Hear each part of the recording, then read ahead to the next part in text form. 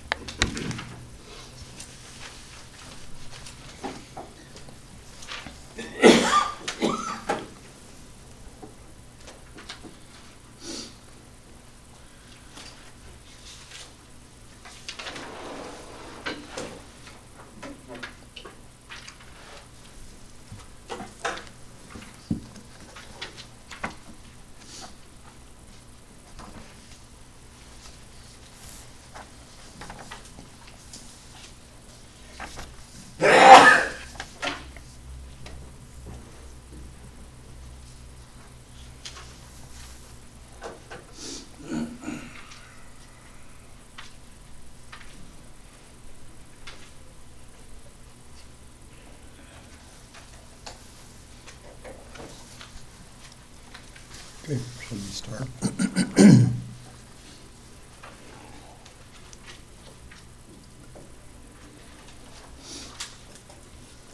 Om Sahana Vavatu Sahanau Bhunaktu Sahaviryam Karavavahai Tejasvinavadhitamapima Vidvishavahai.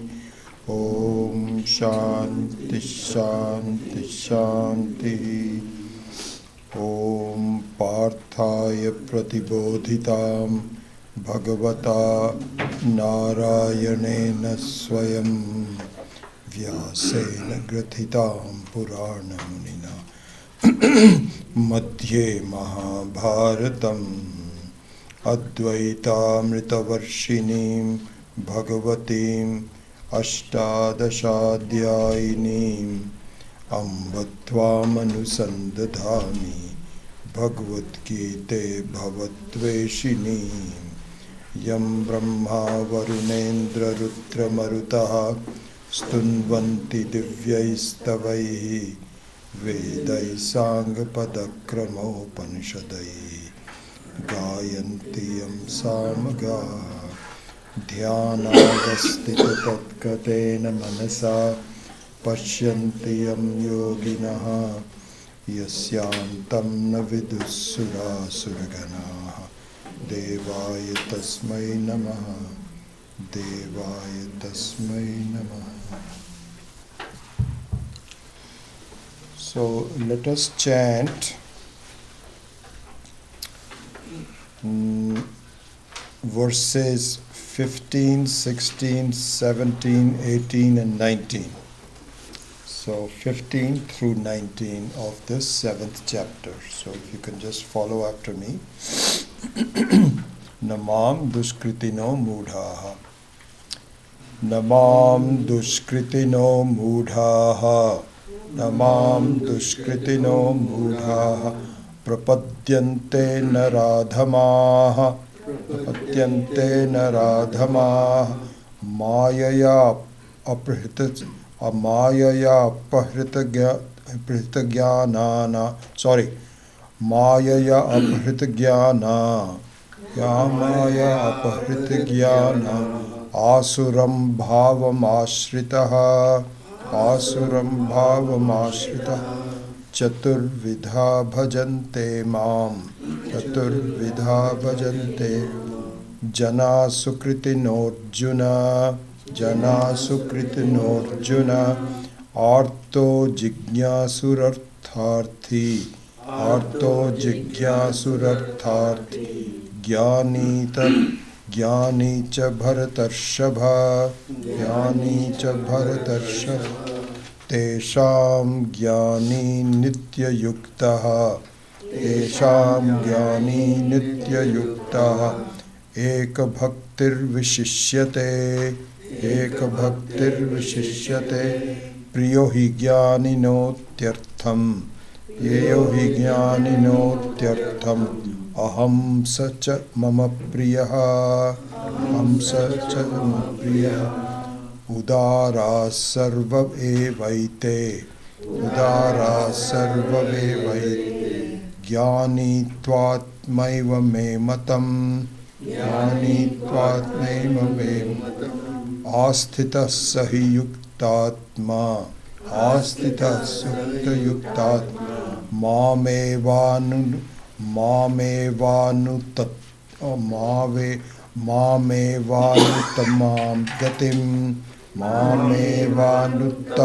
गतिं बहूनां जन्मनान्ते ज्ञानवान् मां प्रपद्यते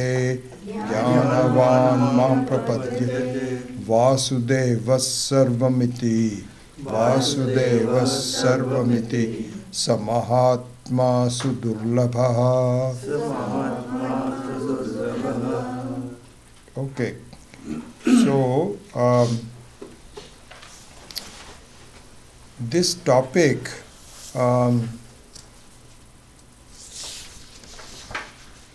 began with verse number 13 and ends in verse number 19. So this is the topic that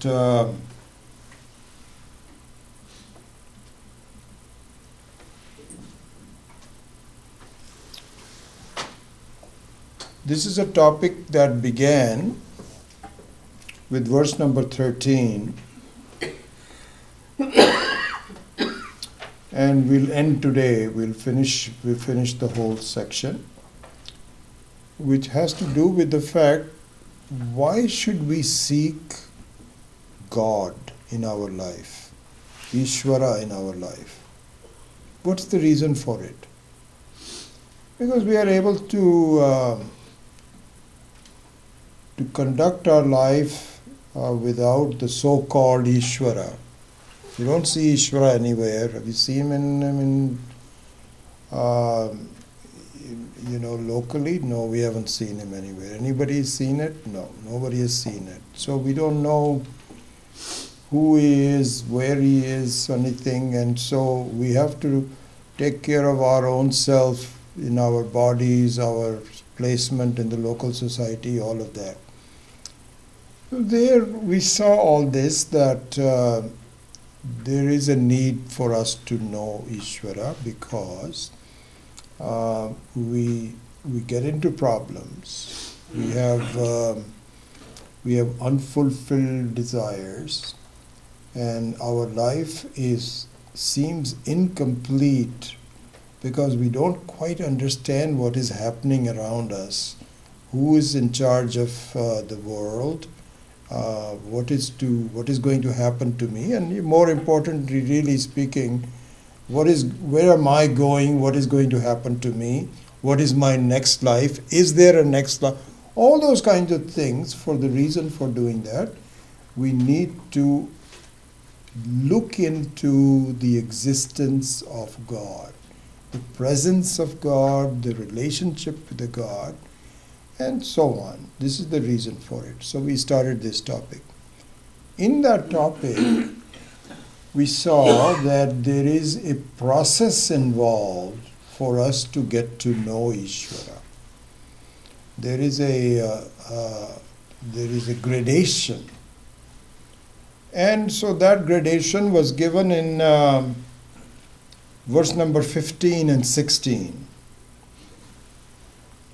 So this grading and the sequence of development of appreciation of Ishvara was talked about in 5 different topics, 5 different segments. One is that don't care. Whatever happens to me in my life, it's okay. I don't need to. I don't need to really look into that.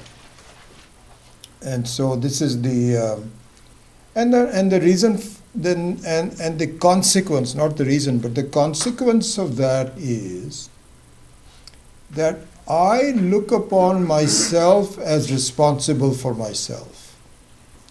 And there I can actually have an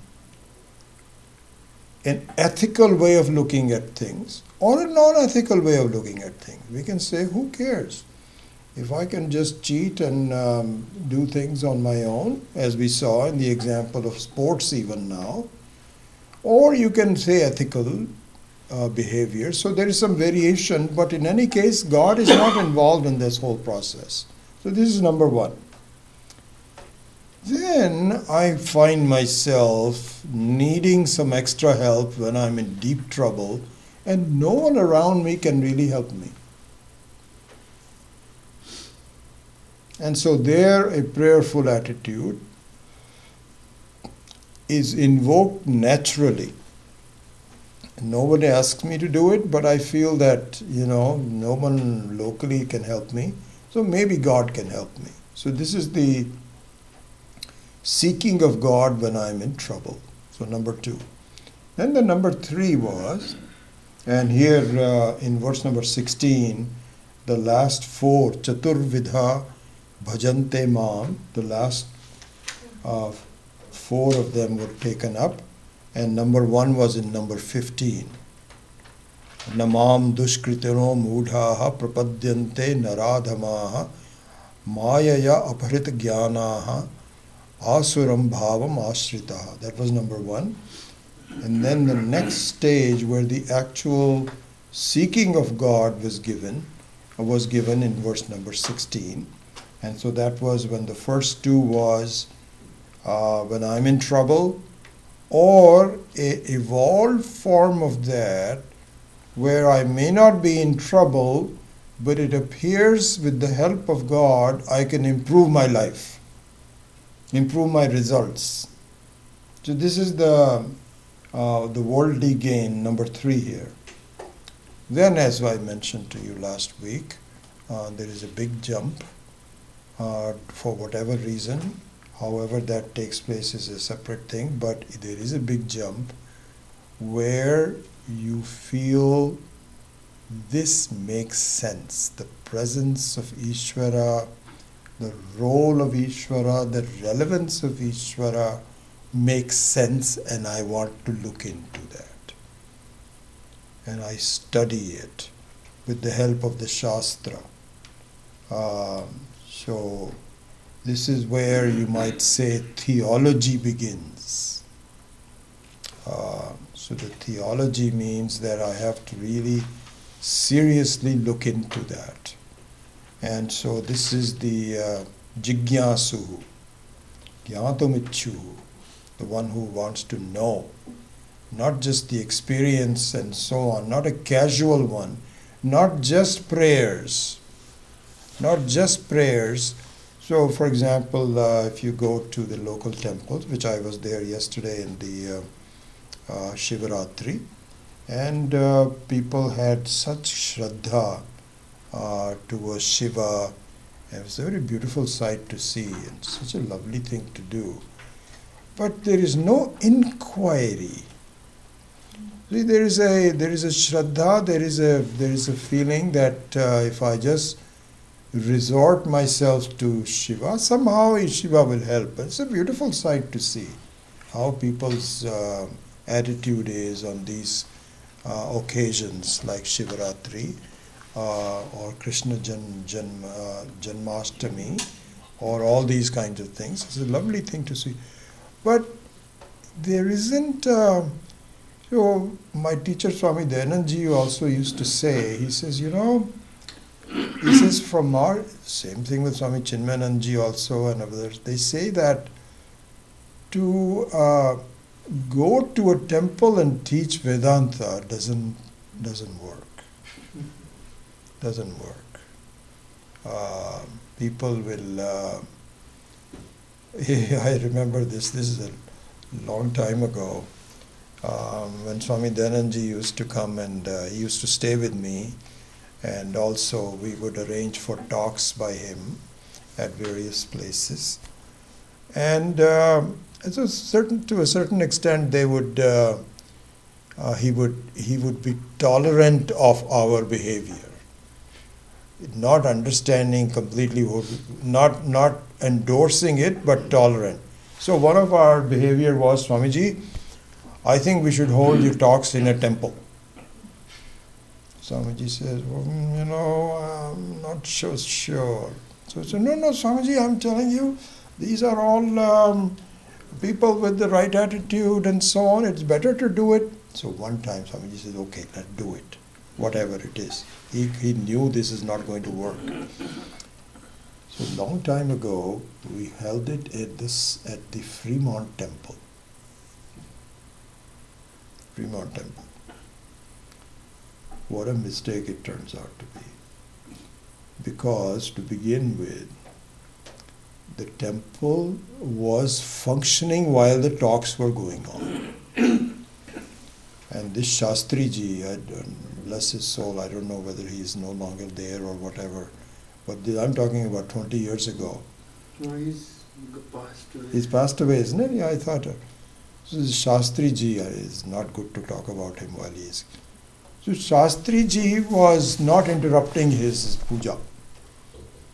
So right in the front, Swamiji was talking, and there must have been about 80 to 100 people there and so on. But Shastri ji was doing his own puja, and he probably should in the evening and so on. And then people were going there, and it was a mess, And so then we understood really that Vedanta doesn't work in temples. It's a completely different mindset. And so this is number 4, where inquiry about Ishvara in a very systematic way has to be done. Number 4. Then number 5 is when the inquiry becomes fruitful.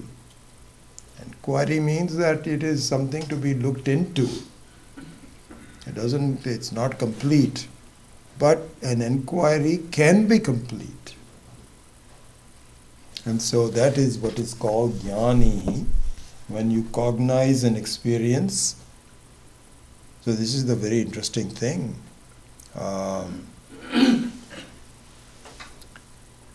In all the first 4, Ishvara is separate from me.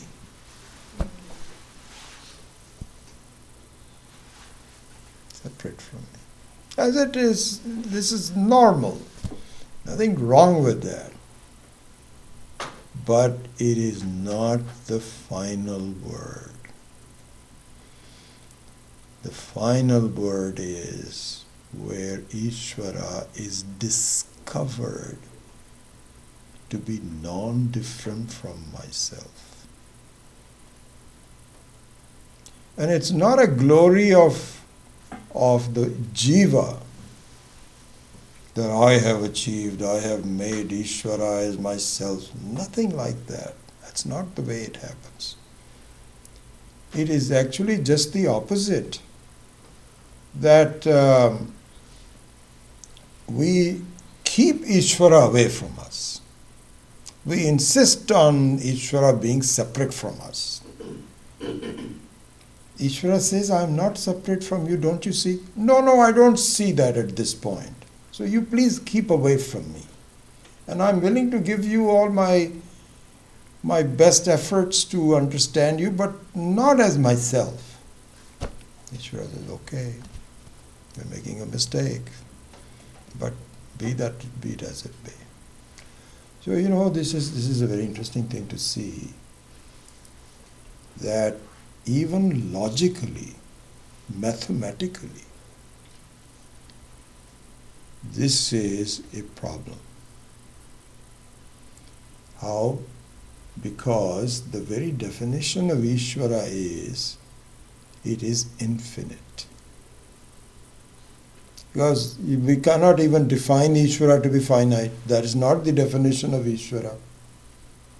We cannot say that finite means what? Finite means that Ishvara has a certain boundary, and fine, you are okay within that boundary, but outside that boundary there is something else. That's what it means. This is a faulty definition of Ishvara. No thinking person will accept that. So it means that we should think about Ishvara as an infinite person. If that is the case, from that standpoint, keeping Ishvara away from me violates the infinity of Ishvara. Isn't it? Because it says, you may be infinite, but you're not me. Hey, that is finite. It's a huge finite, but it's a finite. You ask anybody, Ishvara says, am I you? And he says, no, you're not me. Go to the next person, am I you? No. So everybody isolates Ishvara as being not me. So what time, where is he left? What space does he have left? All the human beings in the whole world, all the animals in the whole world, they don't, and the inert things don't even think about it. So they isolate Ishvara. Is this the right way? So number 5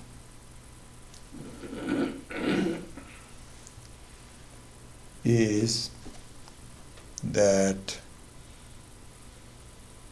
there is complete, this is the final word where there is no difference between, in fact, you cannot say there is no difference between Jiva and Ishvara. There is only Ishvara. Jiva is an imposition.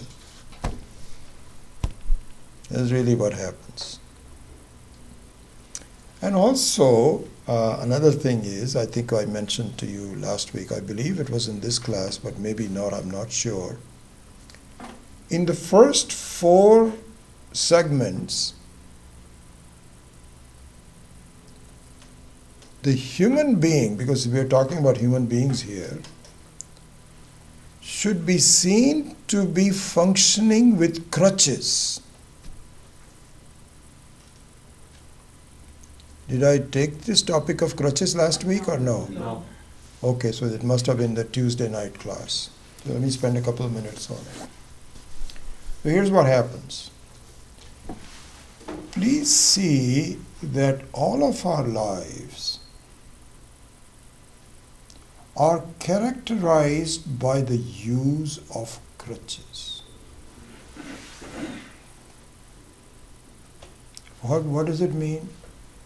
That means I am not fully independent. I am dependent. Crutches means that you're depending on some outside thing. This funny looking thing that has some rubberized things that you can put underneath your armpits and then move forward. You cannot go anywhere you want to. You have to be very careful. This is what crutches is all about. We should see that our life in the first 4 is all about crutches. In the sense that you cannot go without food. What kind of an independence are you talking about? You can't even go within 4 hours. Within 4 hours you start saying, I'm hungry, I need to do something, I need to get something. You need company. You need good health. You need so many dependencies. What kind of an independence? No, we are living in a very independent country. Yeah. You are fully dependent on so many things. It's all full of crutches. And the only person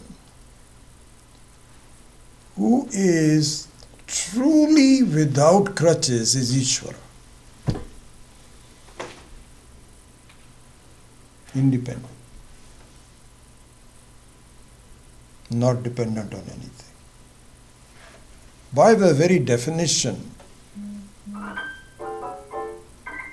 that's the person that is only one person is truly dependent, truly independent.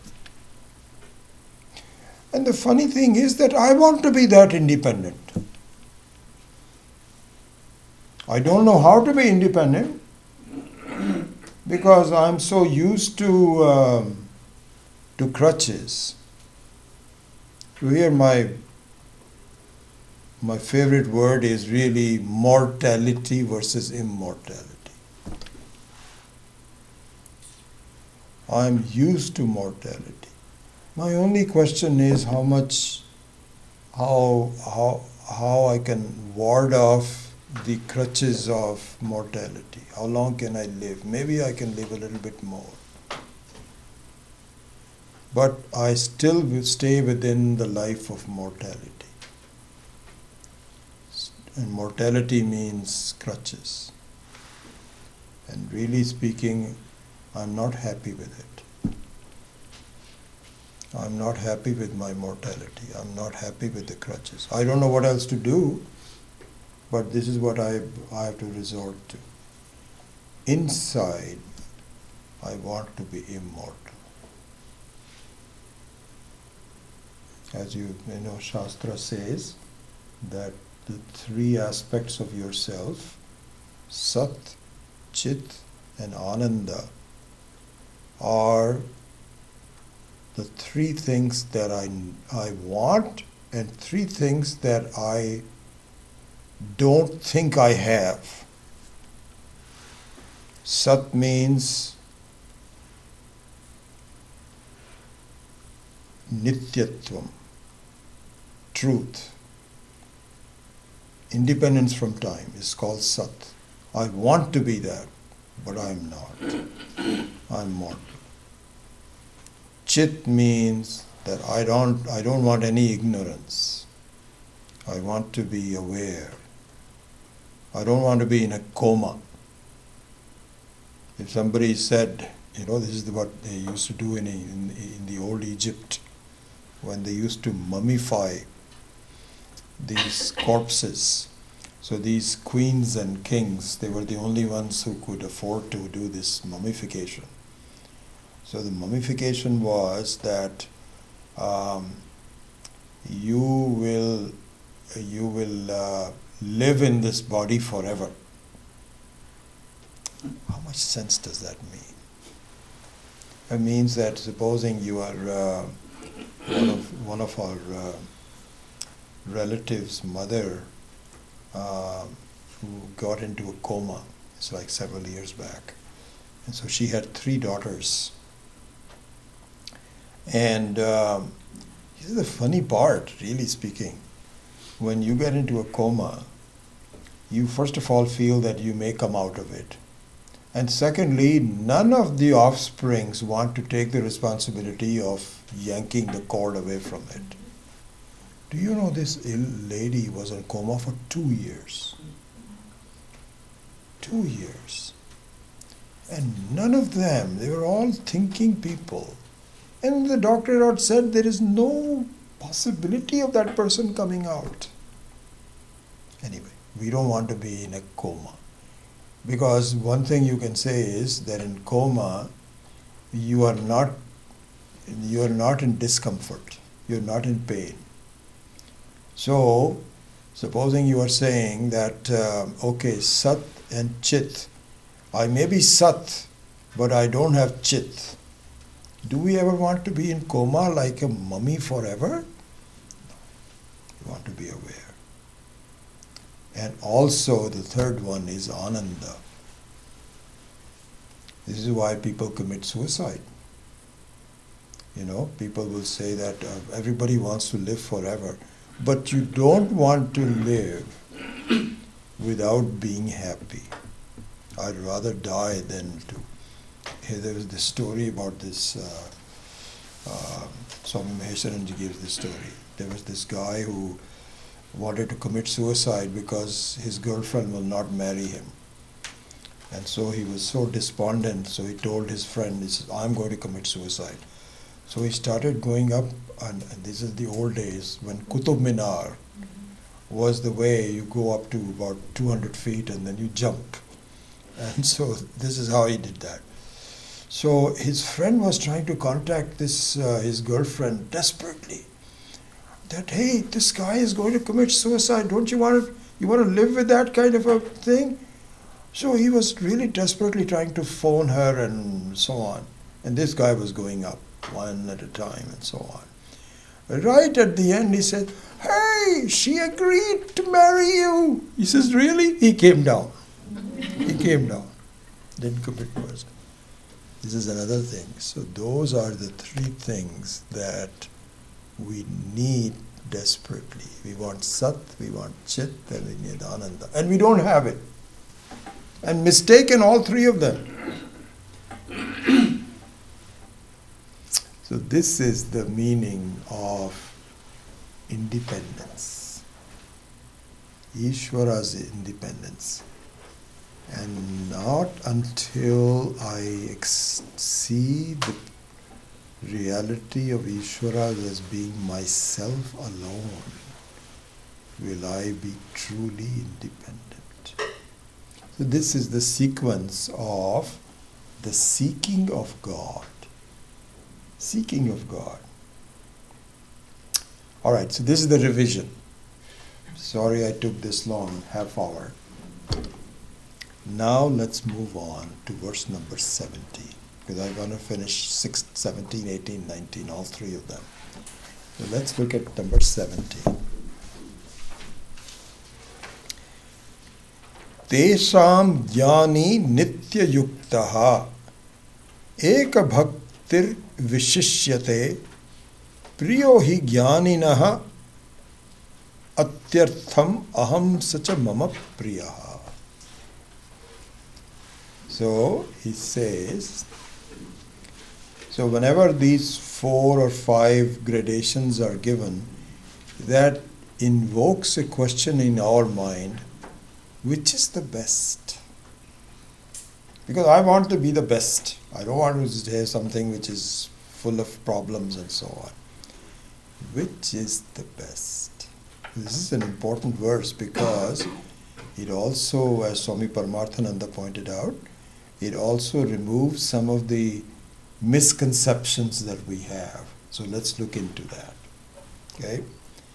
So he says, as a general introduction, he says, among these, the jnani, the knower of this, of me, the knower, not just the one who wants to know, but really the knower of me is the best. His devotion resolved in oneness is distinguished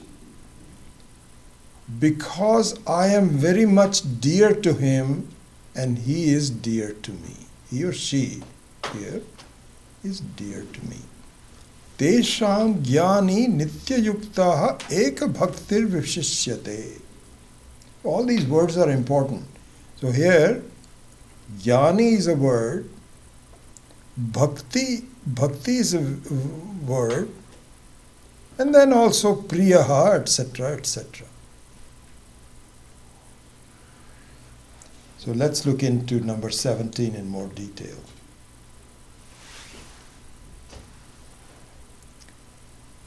The answers remove many misconceptions. So let's look into that.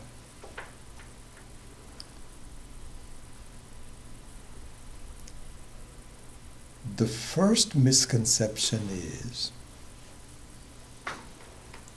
that bhakti and jnanam are both alternate paths of reaching Ishvara. You will often find this, that karma, bhakti and jnanam are all alternate paths. You can go to this road, like supposing there is a temple on the top of a hill.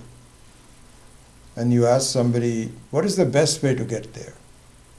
They say, you can go either road number 1 or road number 2 or road number 3. Either one of them will take you there. One of them is karma, one of them is bhakti, one of them is jnana. This is the normal misconception we have.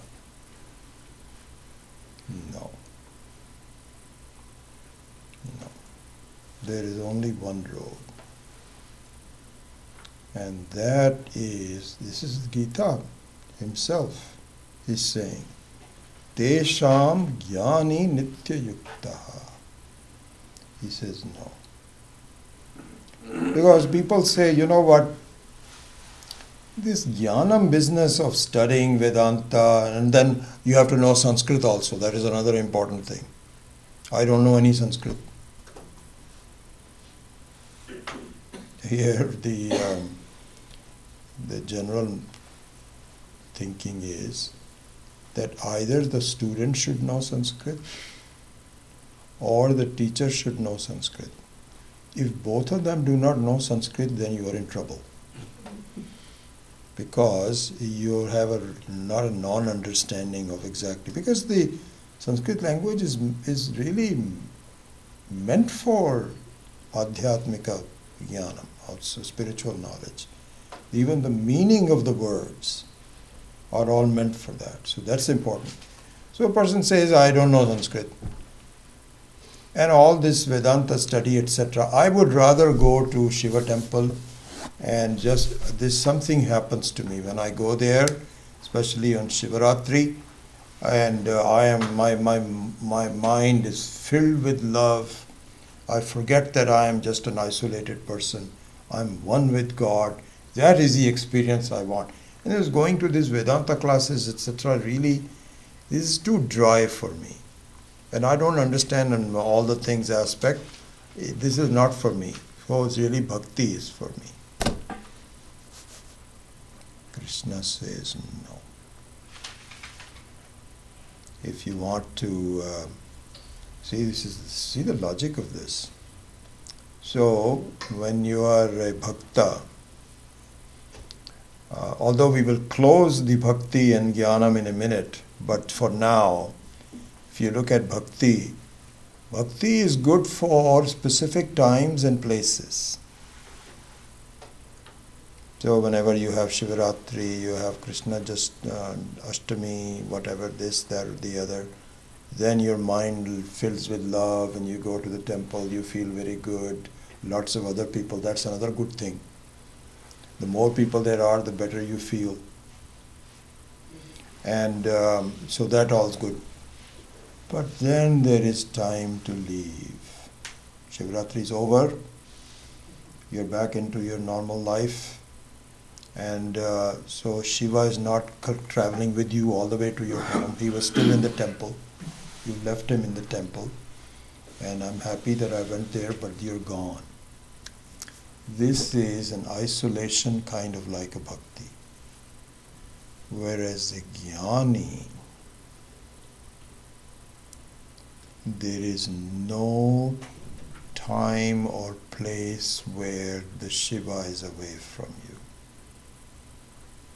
Nowhere.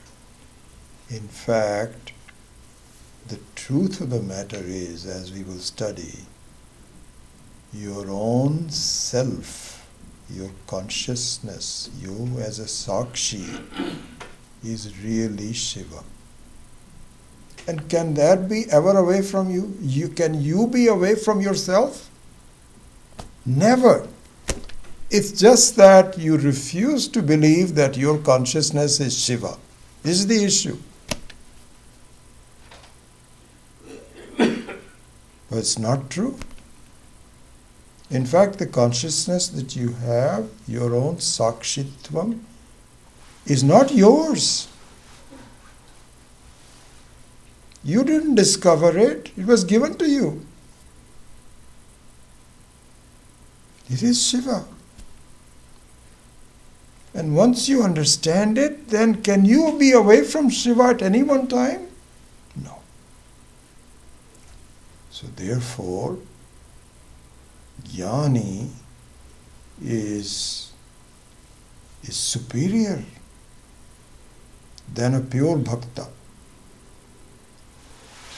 So this is one misconception.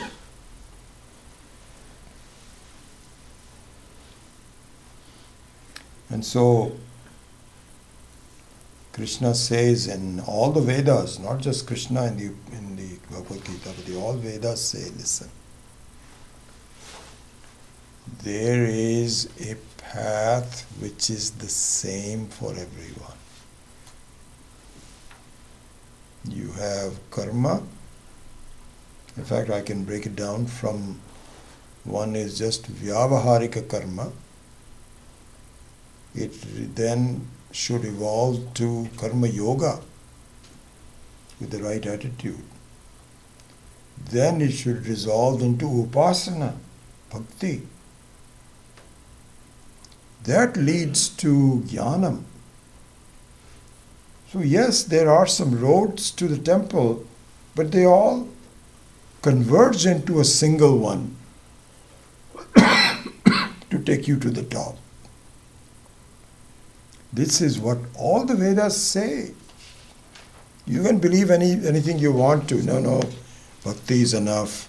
I don't need jnanam. Karma is enough. You can do whatever you want to, okay? It's up to you. But that's not the truth.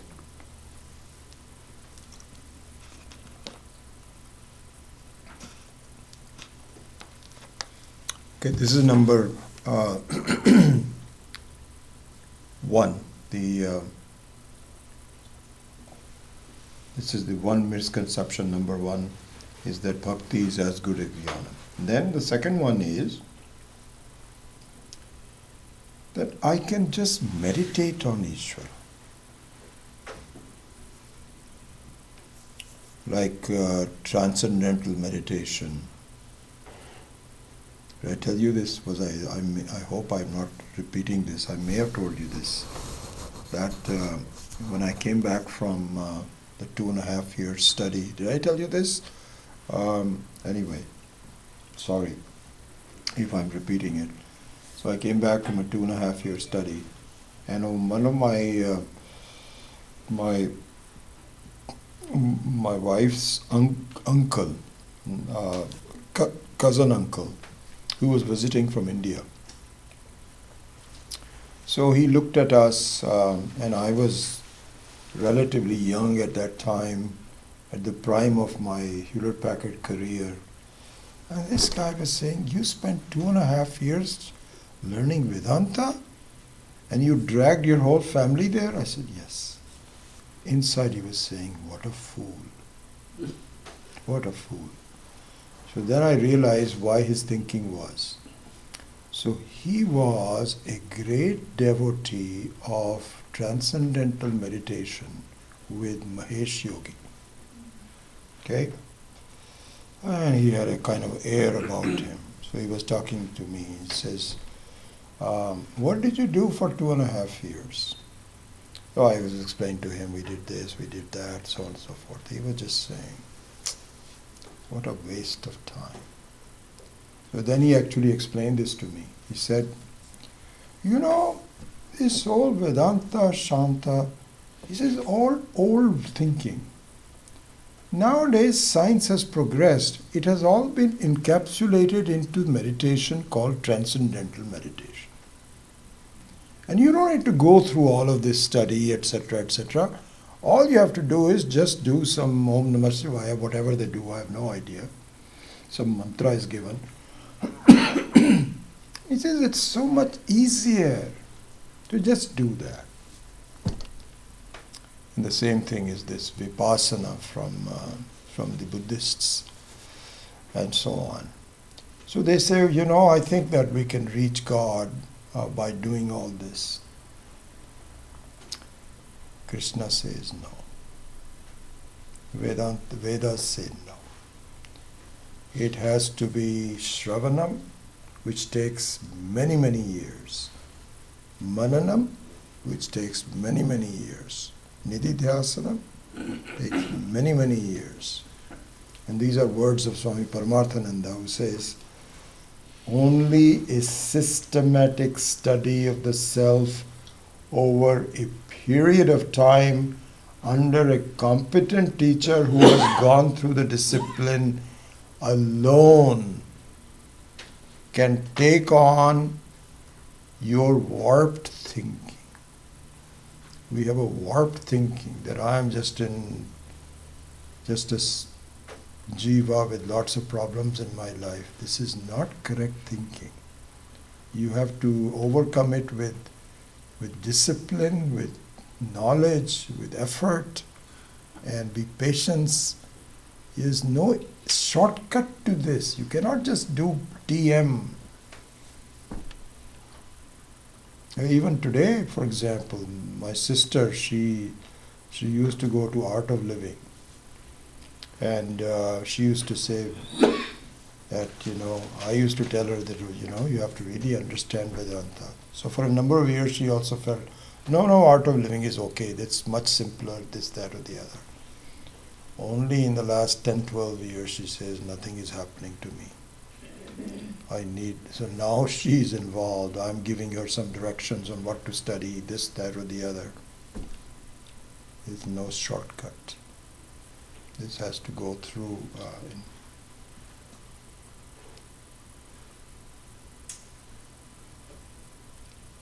And so, in the study of Vedanta, as we have seen already, we all have two selves, as though. We only have one self, but it looks like we have two. We have a higher self and a lower self, as we've been studying in the past. So, the lower self, just as a quick summary of what it is the reflection of myself as a jiva. It is as though I'm looking at a pond of water, and what I see as a reflection of myself in the pond of water, I take that to be me. This is the lower self. And the lower self is at the mercy of the pond. This is the life of crutches. This is the life of crutches. Life of crutches means that I am not independent of the reflecting surfaces. This is the lower self. The higher self is one that doesn't move. The one that is not dependent on the moving water of the pond. It is what is called bimba. Bimba means the original. Pratibimba means the copy. Excuse me. So the Vedanta is a study of both the higher self and the lower self, and how due to non-discrimination I take the reflection to be myself, not the real self. It goes through all of that. Where the mistakes are made. We've gone through the introduction to Vedanta where we said Viveka is the most important thing. So now we can say, does it mean that jnanam alone provides me the end result? Are bhakti and karma irrelevant? No, we didn't say that. We didn't say that. All of that are important.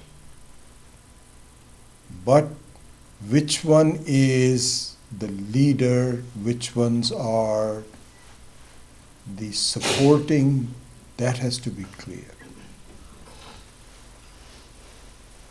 So again, going back to the very principles of the Vedantic introduction to Vedanta, it's a question of praptasya prapti, acquisition of the already acquired. I have something, but I don't know that I have it.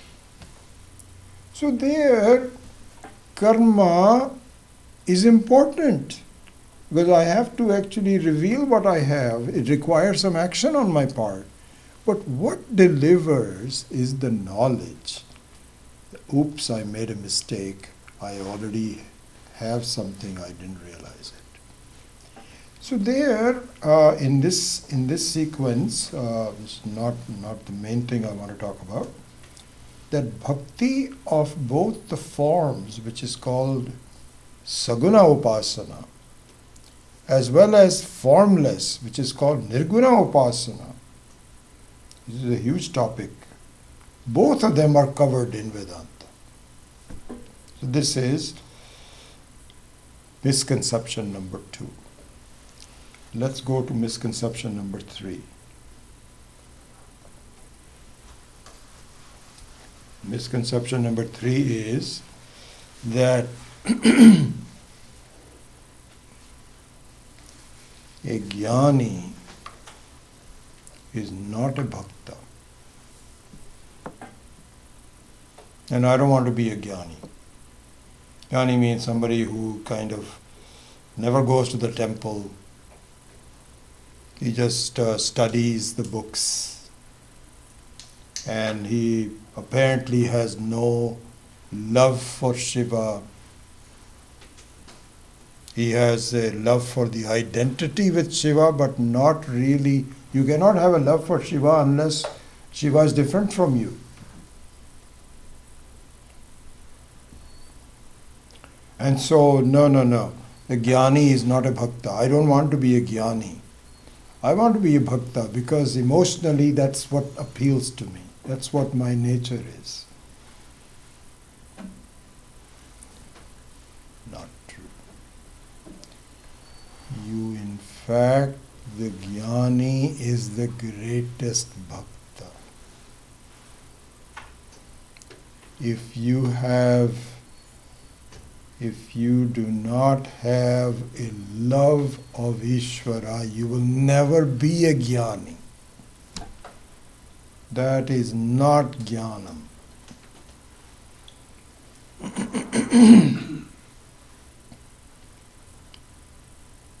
You do not have a sense of appreciation of who you are. You don't love yourself. You know, this is the thing, we were talking about this in the previous class, that I am so involved in doing things in my life, so busy doing things, making plans, this, that, or the other, because I don't like myself just sitting doing nothing.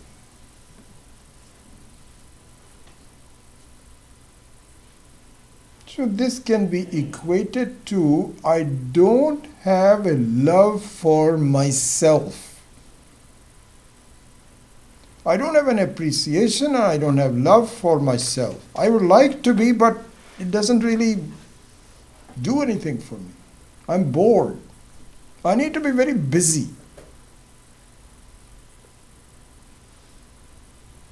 So,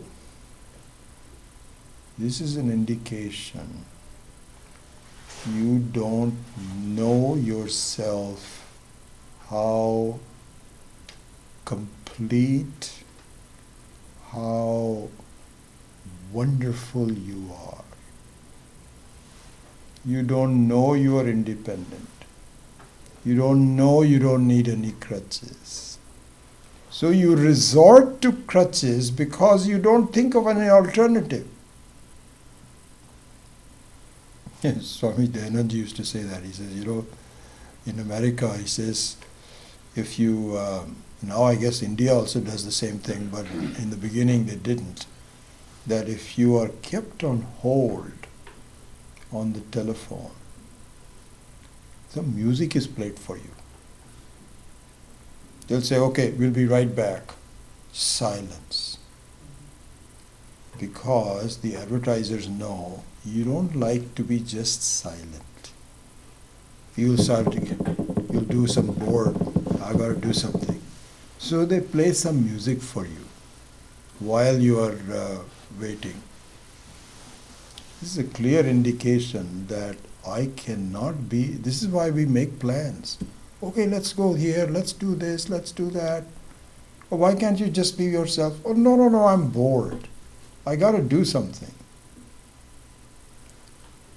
Jnani, on the other hand, is the greatest bhakta of the self, because a jnani knows the self is the most pleasant. I don't know that at the moment.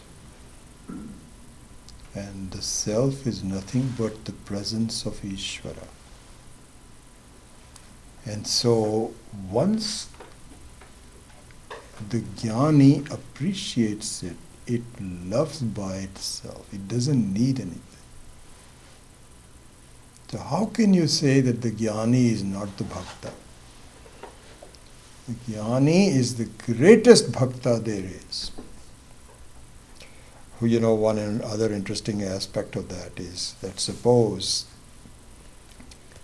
I've given this example before, that suppose when Einstein was alive, he visits Stanford University.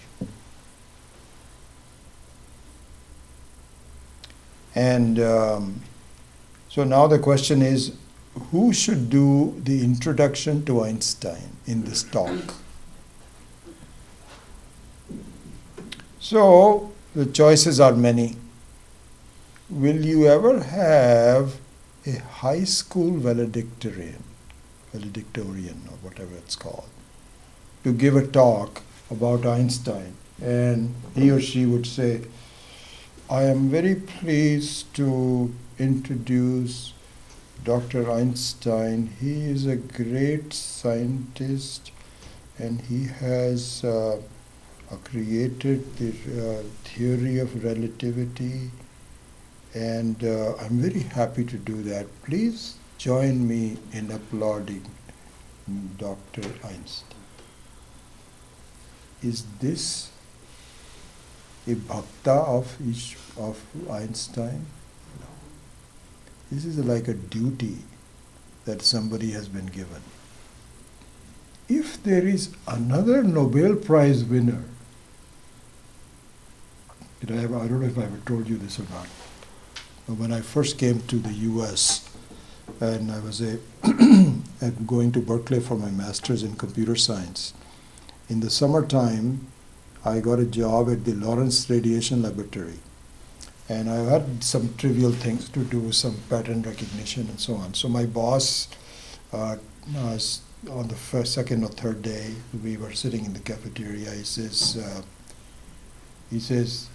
look at that table over there. And there were about 5 or 6 people sitting there. So I said, yes, they were all old people. He says, do you know that table belongs to Nobel Prize winners? I said, what? You must be kidding. He says, no. He says, but there's 5, 6 of them, and nobody goes to that table. So they all have sandwiches, they just talk about each other and so on and so forth. And I mean, we didn't have an iPhone at that time to take a picture, but I still remember that so well. So if Einstein were to be giving a talk, who else but another Nobel Prize winner who will say, I am delighted to introduce one of the greatest scientists of our time. Why? Because he knows what the theory of relativity is. He knows how rare it is, what a great accomplishment it is. So therefore, the jnani, he's a knower of the accomplishments of Einstein, is the bhakta, not this, valedictorian. No. He's a natural scientist. He doesn't have to prepare anything. He says, oh my gosh, we're so happy to have him here. So similarly, the jnani of Ishvara, the jnani of the self, the knower who has dispelled all the doubts, is the greatest bhakta there is. So this is not true to say that jnani is not a bhakta. Then he gives the reason. Krishna gives the reason why that is the case. So he says, Tesham Jnani Nitya Yukta. Nitya Yukta means, as I mentioned before, that the self is in fact Ishvara, none other than the Ishvara. It is not sporadic, it's not just once in a while. You see the presence of Ishvara in your life all the time. Never miss it. How can you miss yourself? And if you and Ishvara are one and the same, how can you miss Ishvara?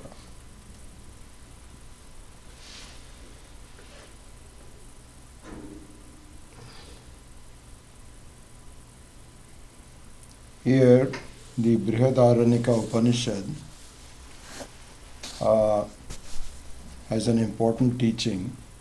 So, Yajnavalkya is teaching Vedanta to his wife Maitreyi. So, in this teaching, Yajnavalkya says, listen, you have love for many things in your life.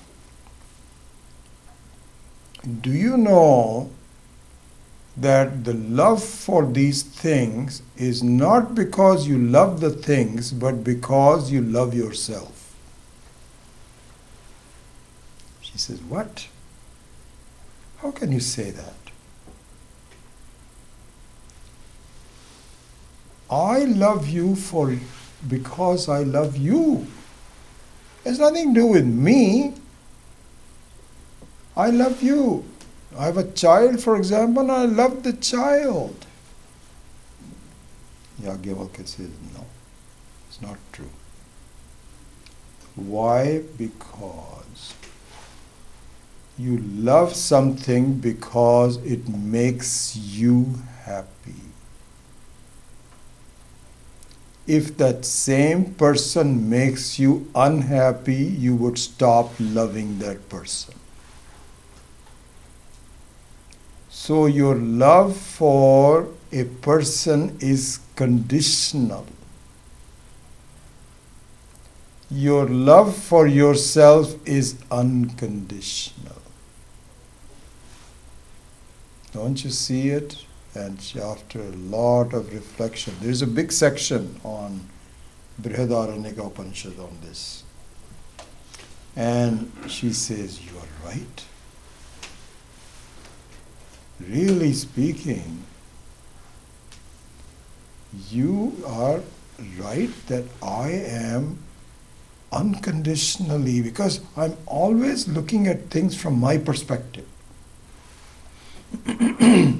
I love my child or son, but supposing the son turns out to be a rogue and he throws me out of the home and kicks me and takes all of my money away from me, will I love him anymore? No. I loved this son as long as he gave me some happiness and pleasure.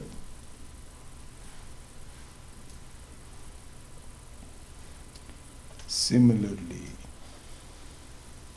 we have a pleasant relationship with the world as long as it helps me be happy. As soon as things become unpleasant, I leave them. But I never have I never have a conditional love for myself. And if you have a conditional love, it is because you are looking at your reflection, not at yourself. Because it's very possible you can say that I don't like the way my mind works. I'm always troubled by my mind. I get angry. I don't like myself getting angry. I'm always desiring things. I don't like that. Why can't I just be happy? That's because you're looking at your mind, which is your reflection, not yourself. Even a person that commits suicide, Just look at the logic of this. Beautiful. The reason a person commits suicide is because his experience is unacceptable to himself. You see, if the experience was acceptable to himself, that means that there is always a reference point that this experience is not acceptable to me, with reference to the fact that I always want to be free, always want to be happy. But this experience doesn't allow me to do it, so I'm just going to try some other world. This is what happens. There are, my gosh, thousands of suicides every year. Thousands. Amazing, really, just. So this just means is that a jnani knows things not conditionally but unconditionally. Same teaching. Okay, I promise that I'm going to take for 18 and 19. I'm going to finish this very quickly. I saw so much time. Look at number 18. Udaraha sarva eva ete jnani tu atma eva matam asthitaha hi yuktatma mameva anuttama gatim. Yeah, I already talked about this. He says that it's not as though I don't appreciate people who are in category 1, 2, 3, 4. They're all my creation. They will eventually come to me. But the person who has figured it all out is the greatest. And I really appreciate that. This is not an easy thing to do. And yuktatma mameva anuttama gatim. He says one who has understood to me is very dear to me. Very dear to me. And astitaha hi yuktatma, because he is situated in me all the time. It cannot be anything more than that. Independent of time, independent of place. So this is the thing. Then in the number 19, he points out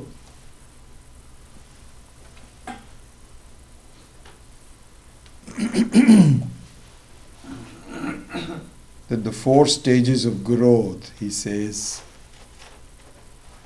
so, bahunam janmanam ante jnanavan mam prapadyate vasudeva sarvamiti samahatma durlabha. He says, please understand, this is not trivial. This takes time. You have spent many lives getting yourself into some trouble. You cannot turn the ship around immediately. So please be patient with yourself. Please do not sell yourself short. Stay with it. And it will all happen.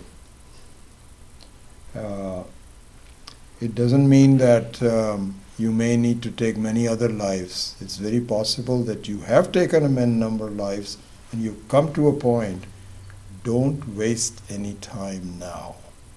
And you may be able to get to me in this life. If not, then next one. What's the big deal? It's okay. So just go with it. And then the word Vasudevaha is talked about. I'll just spend a minute on that and then we are done. So the word Vasudevaha is both referring to Ishvara as well as the self in the human being. Both of them are the same. How? So the word Vasudeva consists of 2 segments, Vasuhu and Devaha. So Vasuhu means Vasanti Sarvani Bhutani Asminiti. The one in which everything resides in. is called Vasuhu. So really what you find is that we'll need more time to explain this, so I need more time to go over that, but just very briefly, all the thoughts, etc., resolve into me, the consciousness. It arises out of consciousness, stays within consciousness, and resolves in consciousness. So this is the main of called Vasuhu.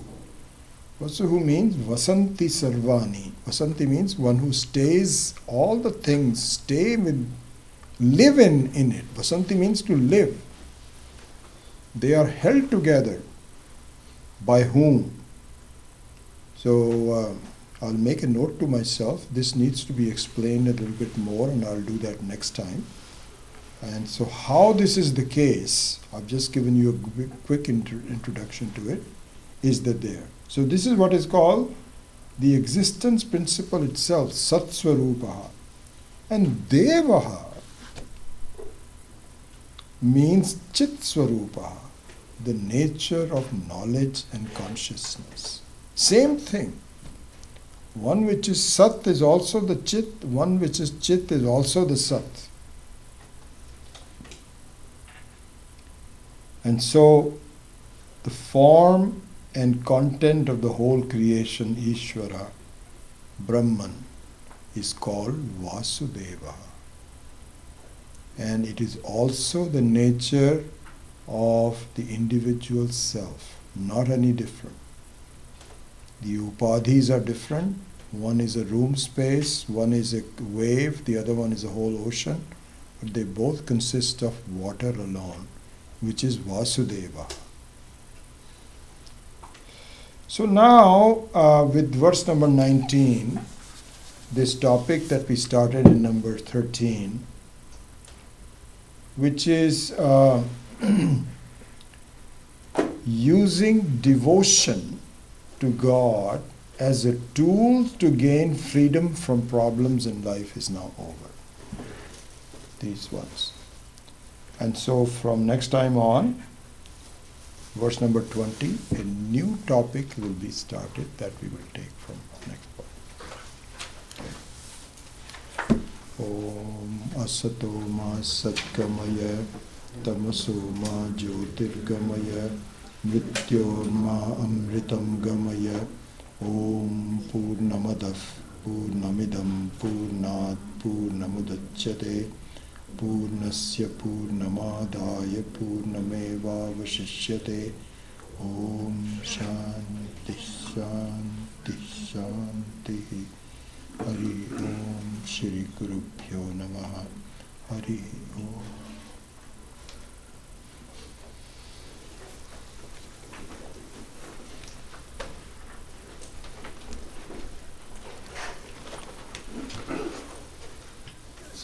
Yeah. Is this the main difference between Hinduism and other religions, that the God, Adishwara, is here and that is you? So you don't need to do anything to be there, and it will not happen afterwards. Is that the main difference between? There are many other differences, but that is certainly one of the, and it's interesting. Take Christianity, for instance. The way Christianity is practiced now is different from what I understand it used to be. This has become very institutionalized because you have to go to a church and you will only see God when you go to the church. You will accept Christ and so on. It didn't used to be that way. Though, in fact, the words of Christ as he was being crucified are very important. And he says that, who are you crucifying? You cannot crucify me. I am the very self. So it's very clear that he knew what he was talking about. But I think what distinguishes Vedanta, from the other religious thoughts is that it has not become institutionalized. it is still the same as it is before. It all bases on understanding alone. And for that reason, my Guruji, when he started the Arsha Vidya, he says, unlike some of the, like Ramakrishna Mission and so on, which has become institutionalized, he says, let this be done on a Guru Shishya basis. Somebody has a teacher, people like it, and let's just go. This is how it is. So anyway, to answer your question, I don't know about other religions, but certainly Christianity, the very essence of Christianity looks very similar to what Vedanta is. It's not any different from it. Yeah.